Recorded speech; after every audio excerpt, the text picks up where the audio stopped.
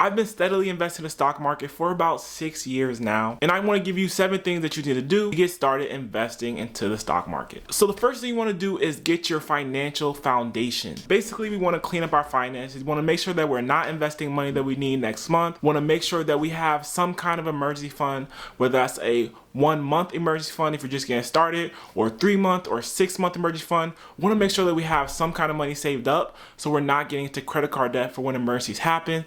And we also want to make sure that we're paying off our high interest debts, because when you have high interest debts and you're investing, you're playing a losing game. It's way more money than you're earning in your investment account, which may be at a 7% or 10% or even 12% rate of return. The interest on a credit card can be 20 to 30% that the company is getting from you paying that every single month. So we want to make sure that we're getting out of high interest debt before we start heavily investing to the market. Also remember that investing works best when you're able to leave that money alone. So we make sure that we don't have any unnecessary money being pulled to different areas. For example, that high interest credit card debt, we want to make sure that we don't have money that has to be going to that. And just remember that investing works best when you can leave this money alone. So we want to make sure that we're not pulling our money out of our investment account. We want to make sure that we're not liquidating our stocks when the market is down or when the market is up. We don't want to be liquidating our investment, because we're investing for the long term. We're investing for our future. This is not about a short-term investing strategy or day trading or swing trading. We're talking about long-term investing. We're talking about your retirement. So these are kind of your foundational pieces that you need to have in place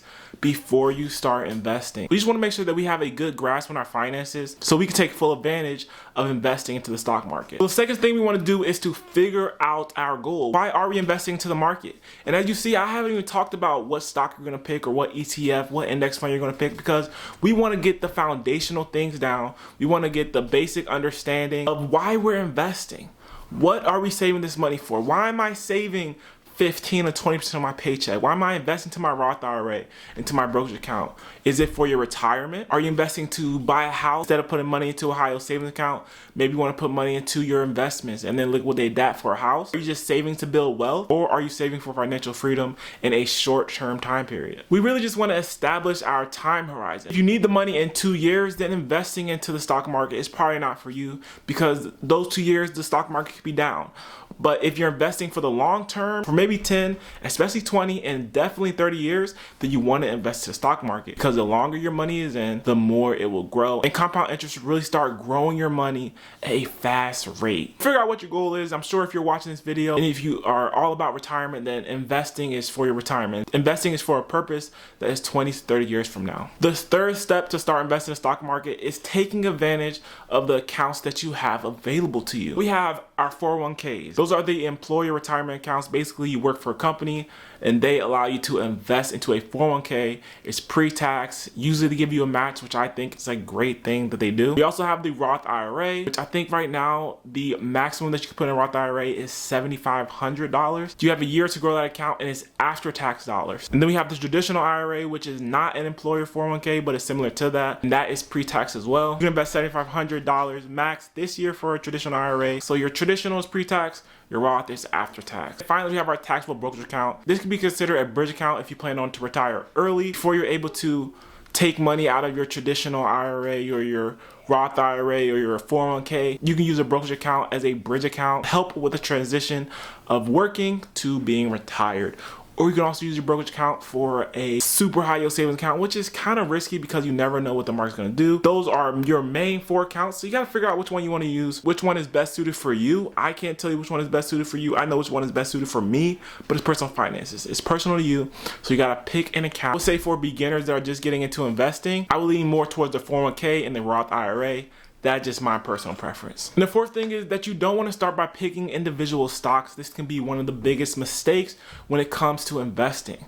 Yes, we see all these headlines, Nvidia, SpaceX, Tesla, all these individual stocks can be very risky, especially if you're heavily weighted into these stocks. If it takes a majority of your portfolio, then that's probably not the smartest thing that we want to do, because like I said, these stocks can be very volatile. Instead, we want to invest into the broad stock market. Instead, we want to invest into index funds or ETFs that track the S&P 500. The S&P 500 is a collection of the top 500 companies in the US, and when one company is not doing that well, it gets bumped out of the S&P 500 and the next company comes in. The point of the stock market is to go up. The point of the S&P 500 is to go up. I mean, you can look over a long period of time 20 years, however long you want to look, you're going to see the S&P 500 continually go up. Yes, there's going to be years, there's going to be months, there's going to be days where the S&P 500 is down. But if the S&P 500 is down, then more than likely the entire stock market down, because the S&P 500 is basically the stock market. So this is where I invest majority of my money. I would say 60, 70, 80% of my money is invested into the S&P 500. For my 401k, I'd probably say 100% of my 401k is invested into the S&P 500. I mean, this one investment can give you exposure to hundreds of companies. This one investment will give you exposure to Nvidia. It will give you exposure to Apple, Google, Facebook, Tesla. All these companies are within the S&P 500. So this is something that you want to invest in. If you actually want some ticker symbols or some ticker symbols that I invest into, then send me an email. My email's in the description and we can talk about it. So now that we know we want to invest in the S&P 500, majority of our money is going to be going there. We can put some money to Apple and those other stocks that you believe in, but majority of our money needs to go towards these index funds, the ETFs that track the S&P 500. So now I want to figure out how much we want to invest a month, or how much we want to invest a week, or how much we want to invest a day. We have to pick a number so we can start adding that to our budget and making sure that it is a priority to invest the same amount every single month for a long period of time, whether that's 10, 20, or even 30 years. We don't have to start by focusing on the perfect amount. We're just getting started into investing. Let's start investing $25 a week. Let's start with $50 a week. Pick a number and start investing that into the market. And we need to make sure that we're automating that number. That amount is coming out every single week or every single month. For me, I'm doing $250 in my Roth IRA. Not even maxing it out, it's like $3,000 a year. I'm making sure that every single month, my money is coming straight out of my savings account, going to my Roth IRA. I don't gotta touch anything, it's automated. And then it automatically gets invested into the stocks and into the index funds or the ETFs that I believe in. So whatever fits your budget, we wanna make sure that we're consistently investing that, because consistency is truly one of the biggest things that will help grow your wealth. And the sixth thing I want you guys to kind of understand is the risk that comes with investing. I don't believe that investing is like gambling. I would not say it's like sports betting, going to the casino, but it does have risk. When it comes to investing, the market could be down 20%. We saw this during COVID, and I'm pretty sure a little bit after. At the end of the day, like I said earlier, the stock market is meant to make money. All these millionaires and billionaires would not be investing in the stock market if they were guaranteed to lose money. So there's risk when it comes to investing, but the riskiest thing is actually to not invest, to not save for your future. Because if you don't save for your future, then you're basically saying that you're going to keep working for the rest of your life. You're not going to have nothing in retirement when you're 60 or you're 70, so you're gonna have to continue to work even when your body's breaking down, when you're tired, when it's hard to walk. You're going to have to continue to work